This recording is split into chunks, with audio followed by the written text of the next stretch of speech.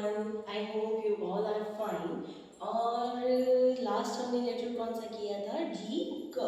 तो अभी हम कौन कौन से लेटर कर चुके हैं? ए बी ब सी क डी ड ई एफ जी ग। तो आज का हमारा न्यू साउंड है एच।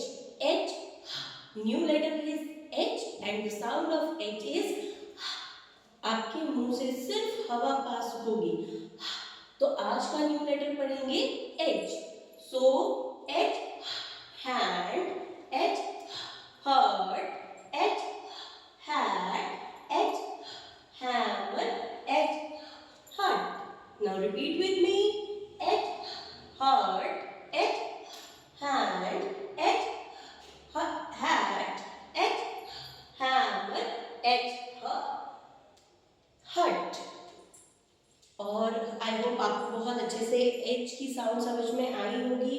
और आज का हमारा एक न्यू वर्ड है एच हनुमान।